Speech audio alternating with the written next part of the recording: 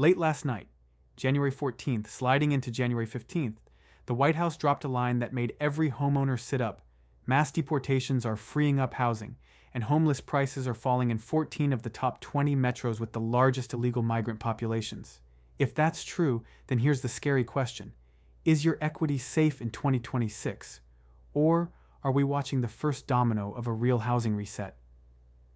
Let's slow down and separate what's actually being claimed from what could actually hit your wallet.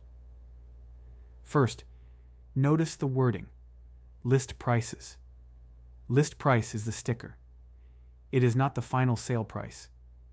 When a market cools, sellers cut the sticker long before the closing data catches up. So list prices can fall while homeowners still feel fine. Until they're not. Second, the White House is connecting two things. 1. Deportations reduce housing demand in certain cities. 2. Lower demand pushes prices down. That's a clean story. It's also incomplete. Because housing is never one lever. It's a machine with gears. Gear 1 is mortgage rates. If rates stay high, buyers vanish, monthly payments spike, and prices soften. That has nothing to do with deportations. If rates drop, buyers return and prices can pop, even if demand is weaker. Gear 2 is supply. Here's the twist most people miss. Aggressive enforcement can also shrink the construction workforce in some regions. Fewer crews can mean fewer new homes, slower builds, higher costs. So you can get a weird two-way effect. Some demand falls, but supply falls too. And when supply falls harder than demand, prices don't crash. They grind sideways, then rise again. Gear 3 is the metro trap. 14 major metros sounds national. It's not. Real estate is local. One zip code can be down 10%, while the next zip is up 4%. So if you're watching a headline and assuming your house is next, pause. And look at which cities keep showing up in the conversation. Boom, then cool markets and high volatility metros. If a city already ran hot after 2020, it doesn't take much for the sticker to start sliding. Gear 4 is jobs. A housing crash doesn't start with a press release. It starts with layoffs. If your metro has weak hiring, tech cuts, construction slowdowns, or service sector stress, that's when homeowners get squeezed and listings spike. Now, what would a real collapse look like? A collapse is not prices down a few percent. A collapse is forced selling.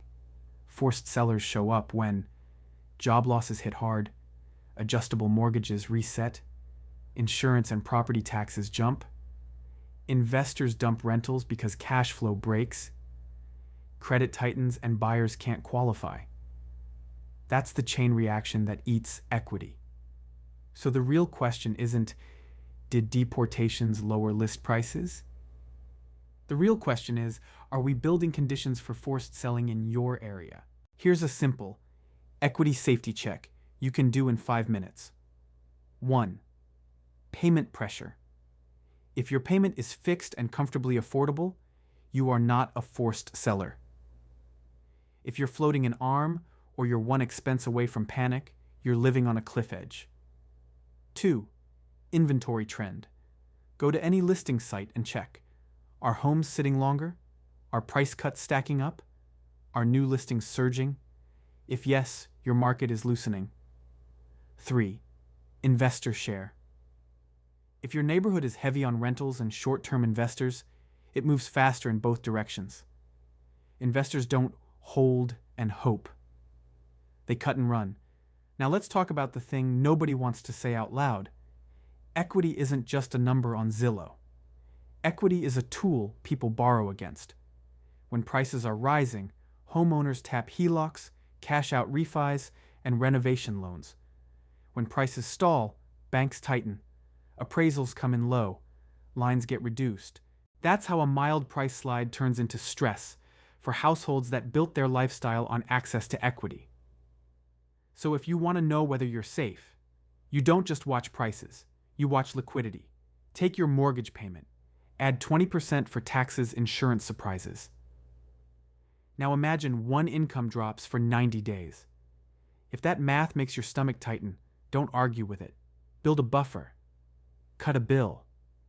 Refinance if you can. Because the people who panic sell aren't always broke. They're just overextended. If you're an investor, run rent at 10% vacancy and 1 month repairs. If it still works, you're safer, okay. Here are 3 scenarios for 2026 and how to spot which one you're in. Scenario A, normalization.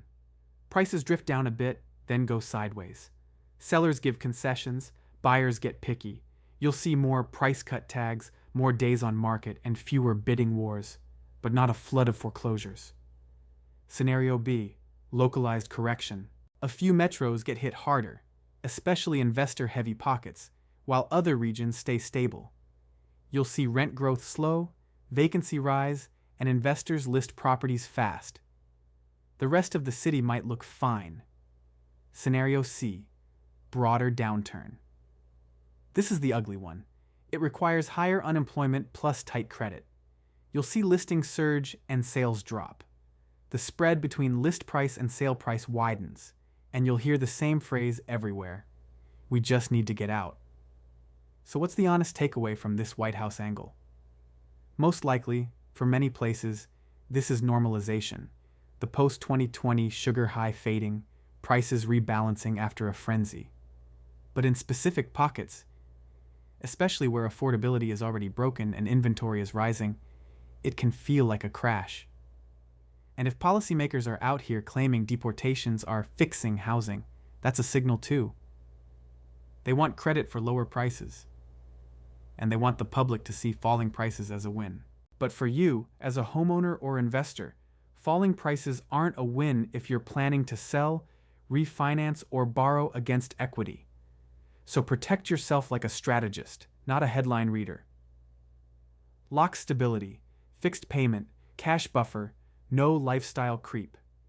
Know your micro market, days on market, price cuts, inventory. Don't confuse list prices with reality. Watch closed sales. If you're buying, don't chase. Make offers with inspection and rate buy-down leverage. If you're selling in 2026, don't wait for the perfect headline. Sell when your numbers work. Because in housing, the last thing that collapses is confidence. And once confidence goes, the sticker becomes a suggestion.